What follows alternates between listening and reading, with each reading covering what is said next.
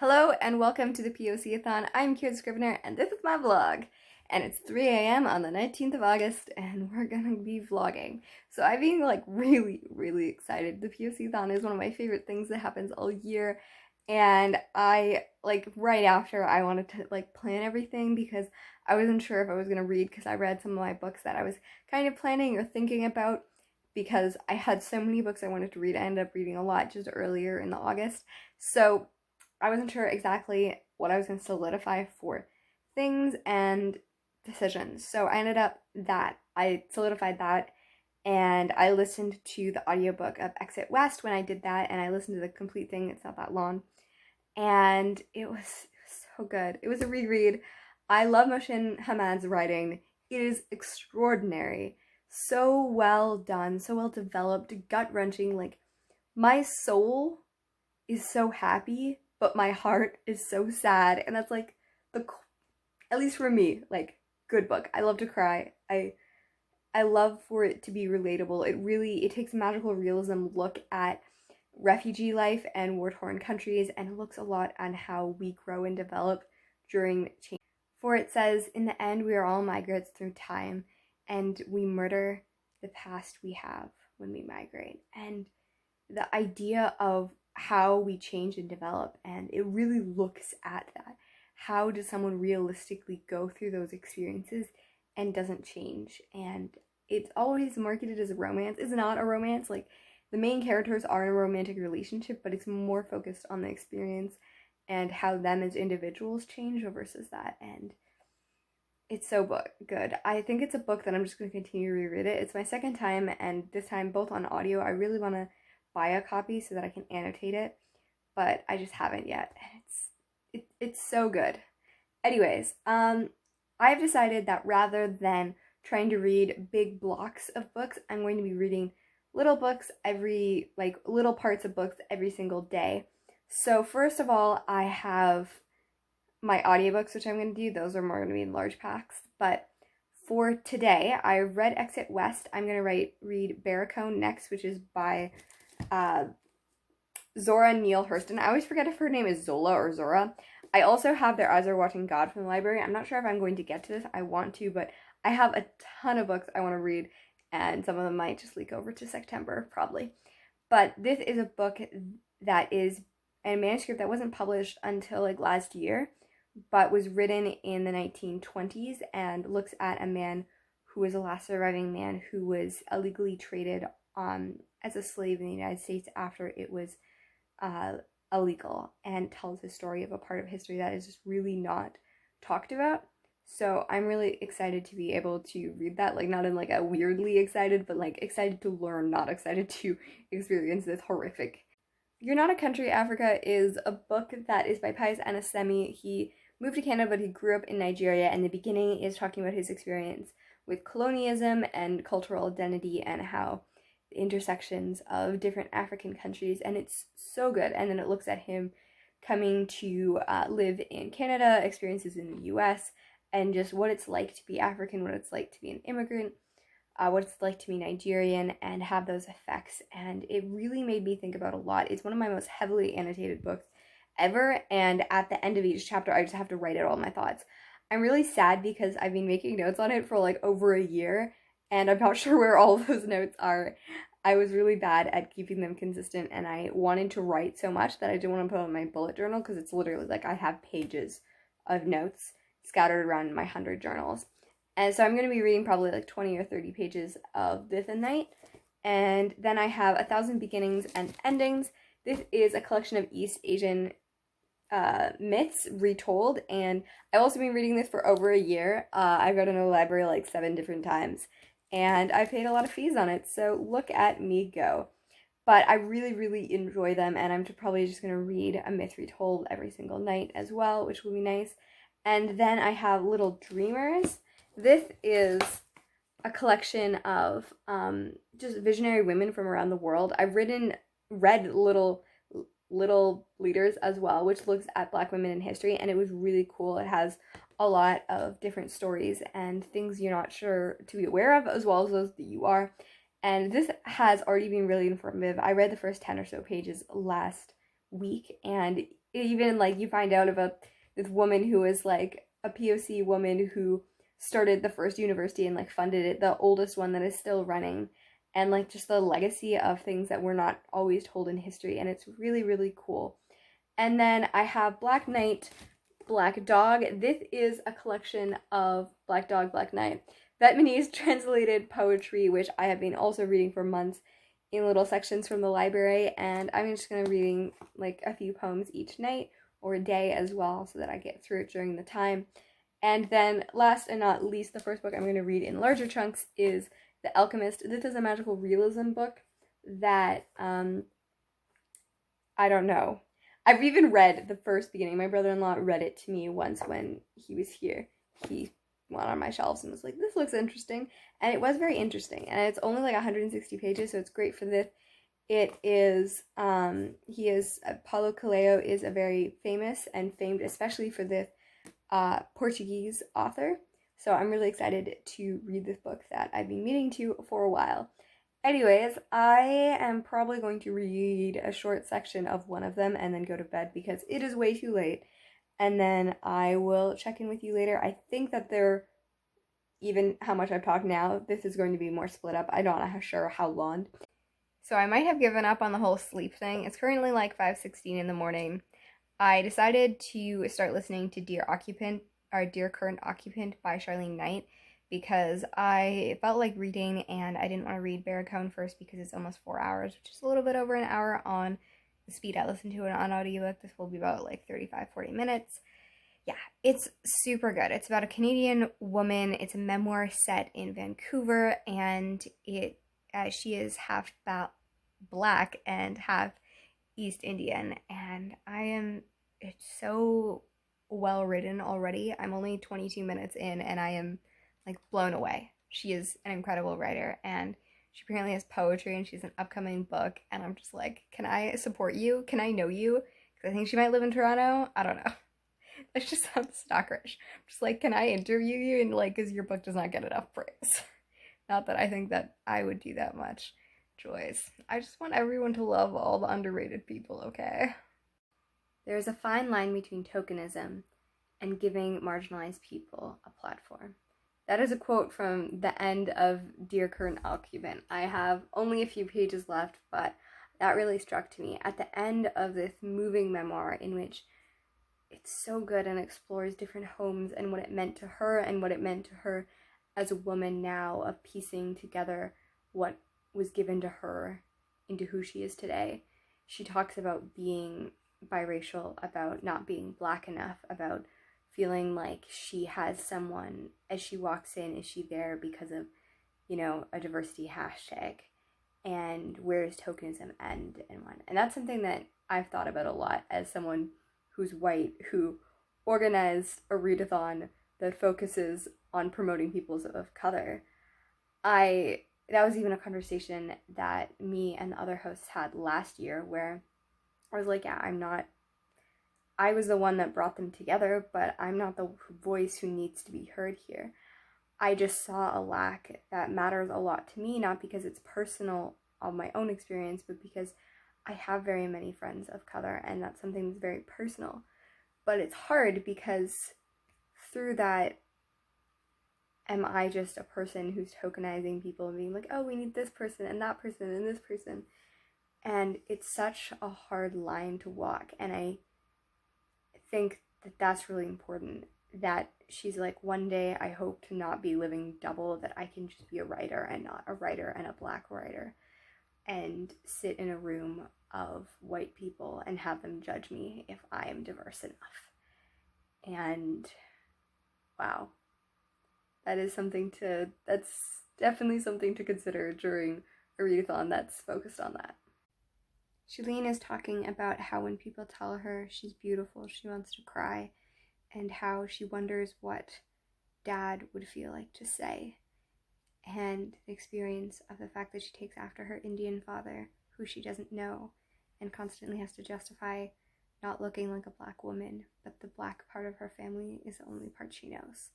And when her daughter asks her why her grandfather isn't there, and she doesn't know why her father wasn't there. This is my gorgeous annotating when I'm good. I'm starting halfway through You're Not a Country, Africa. I am around here on the part 3 dialogues and dissensions, and I'm really excited to get back into it, even though it's been super long. And I feel just in the mood after Your Current Occupant, which just was like so good and like such a great conversation about so many things that I just need the nonfiction book right now. So I remembered how much I love this book, but I forgot how completely savage Pius Semi is. Like, I just love his writing, and I remember him being, like, very blunt in many places, but just all the time, and it's wonderful. However, it is always safer and wiser to swear by the natural invisibility of Africa and Africans in matters of global import. And in your immediate context in the United States, it is outright foolish to assume that anybody considers anything about Africa worth knowing, except, of course, hunger, starvation, poverty, wars, AIDS, famine, and Western charity of giving apologies to former President Bill Clinton. Oh man, do I love this book. I'm interested in the conscious and subconscious process that led you to the conclusion that Africa, a huge continent of 54 countries and over 1 billion people, has contributed nothing, absolutely nothing, to 5 centuries of feminist theorizing. After all, as seasoned academics in the United States, you both know that exclusions tell much louder stories than inclusions. I know we're on the same page here. These 2 global figures of women's writing and feminist intellectual labor have written nothing that could have made the cut and rescued an entire continent. You will notice that I refrain from mentioning any of the numerous important feminist thinkers based in Africa. I do not want to bore you. It seems better to cite those who are in the U.S. academics, who one wouldn't believe that you couldn't convincingly have missed. Oh, the sass. The sass is so real. So he's pretending to be Sarah Bartman, a woman who was in the 18th century exposed and made to be like a zoo animal, who her genitalia and her buttocks was shown, and publicly you could pay more to touch them because they were seen as animalistic. And then after she died, they cut her and displayed them for 200 years before finally not agreeing that that would be a bad thing to do in 2002. Yeah. She wasn't included in the conversations that have been numerous talking about feminist theory in the Northern Anthology, a very well-renowned thing that it goes through many details. I have the Victorian one and the one that is based on children on my shelf myself. And he's pretending to be her and giving just a beautiful expression and conversation about it with a lot of sass, because it's a genuine letter. It's a very sass-filled letter, but it's a genuine letter of asking, and I really appreciate that. And there's other parts in there too as well. In essence, the presence of these other voices strategically sprinkled in the text is lauded proof of the fact that you paid attention when Hazel Carby screamed in an article, "White woman, listen." You listened. You agree that Chinese women are probably better positioned to speak about themselves than to be represented and spoken for. It is your awareness of these things that have make your incision of African feminist theories and theorists from your volume all more alarming. Could it be that you imagined that the voices of the African American experience you selected adequately speak for those of their continental sisters? Like, it's well written, it's funny in a sassy way, it's informative, it's beautiful. I need to read all of these like hundreds of essays that he just mentioned, because I don't read as much nonfiction as I probably should, especially focused on African women, and now I need to go do that. I really appreciated how Pius Adesemi ended this chapter. They would ignore the fact that if we were to adopt the reductionist approach that all of you have done here is to reflect multiple voices that have influenced feminist, gender, and women's studies in the American academies over the year. The end product conveys the fallacious message that no African woman has ever been a part of that process. And then he just goes to pure sass. I know you are already wondering how an African woman who died so many years ago with no evidence of attending any university happens to be so familiar with language and procedure. You should know that the answer is, I am now an ancestor, a spirit. I am not human. I am supposed to know everything. That is what the stanchions my intervention in the affairs of you mortals. Peace and love, Sarah Bartman. I'm not crying. You're the one crying. I just finished with Fire on High, and it's so good. It's so good. Oh, I love it. It's priceless. I want to give it 5 stars because I was literally just sitting here crying, and not because it's like sad. Like, it does have its sad moments, but like it's just so good and emotional and lovely and wonderful, and it actually has a romance in it that's not crappy. Imagine that. A realistic, beautiful, lovely romance in a contemporary novel. It makes me so happy. It is about an Afro-Latina girl who is a single mother in her grade 12 year, and she is a lover of cooking, and I like that was probably just a huge part that I love. Like, I'm a huge cook. Like, I worked in kitchens for like 5 years, and I just love cooking for everyone, and I've been cooking, like, I cooked for my family from the time I was very young. And it's always been a huge passion of myself. Literally, when I like couldn't afford groceries, I would just offer people like cooking lessons so that I could eat. I was like, I can do that. So like, I really loved reading about a protagonist who loves to cook, and it was just an all around beautiful novel. Hello, lovely readers. It is the morning of the 21st of August. It is around 5:40 in the morning. And yay, I am up. I haven't really read anything in the last 24 hours. I did go to a bookstore though and didn't read. I brought 3 books into the bookstore, and I went with my friend who wasn't a reader. My former roommate who just moved out, but we love each other, so we hang out still. And she contacted me and was like, "Do you want to go to Chapters?" And I was like, "Yes, I want to go to Chapters." But she just wanted a journal, so we got to walk around, and she let me look at books for a short time. But I can't afford books at Chapters because they're expensive. Okay, I need to stop talking about how broke I am all the time. I don't mean to talk about how broke I am all the time. It's not the content I need in this thing. Anyways, but I went there and it was really exciting.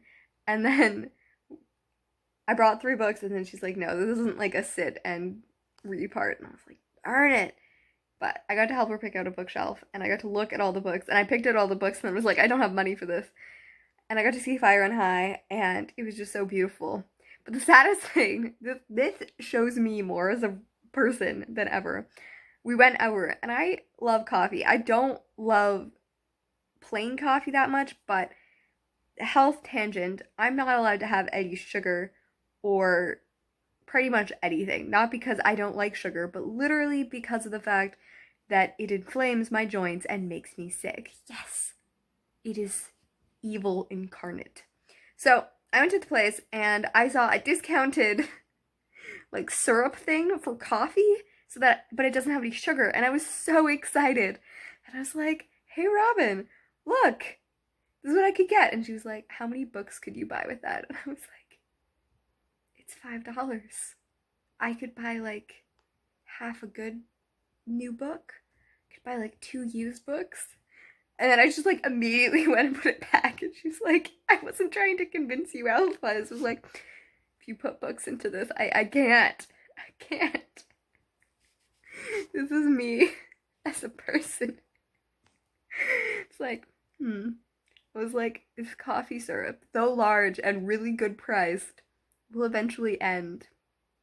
And you know what won't end? My love for books.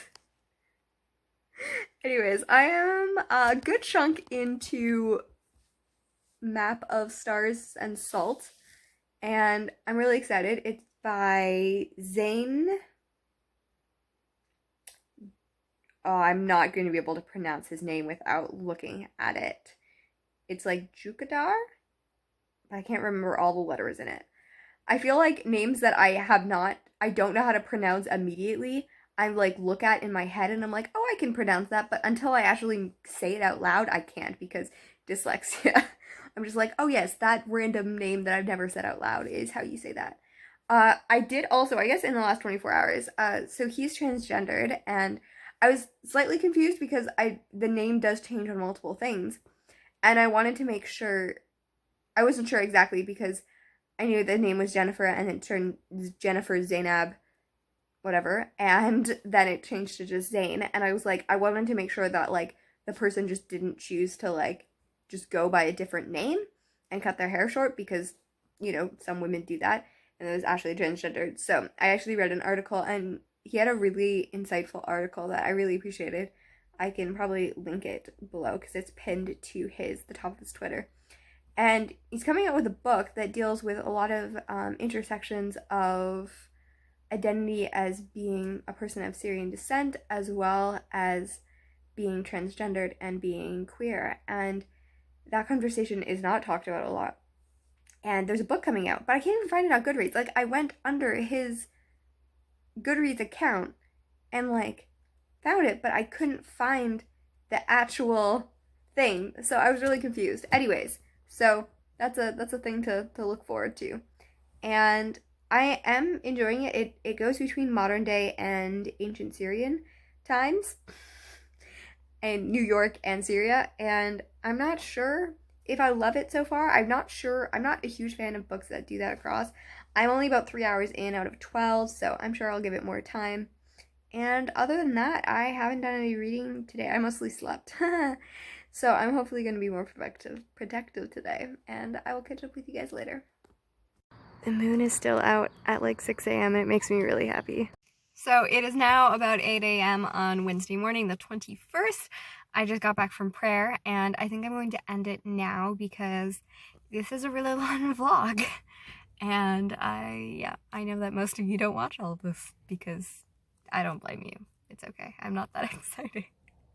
I probably shouldn't insult myself, but if you don't want me to insult myself, you can just subscribe and comment and like and follow me on social media. Yeah, that's how self-deprecating humor works, right? I think I finished 5 books already. I can't remember all of them. Exit West, Dear Current Occupant, Barracone, With Fire on High, and I'm currently in the midst of Little Dreamers, 1,000 Beginnings and Endings, Map of the Salton Sea, You're Not a Country, Africa. Did I already say that? I'm always reading that. It's so good. I am actually being super active on everything, so if you would like to know more, follow me there, and otherwise you'll have to delay vlogs. Let me know what your favorite part of the last few days has been, what your favorite part of the POC-Thon if you're contributing. If not, then just of life and adventure and horizons and all of those things. Happy reading and writing, and I will talk to you very soon. Have a great day.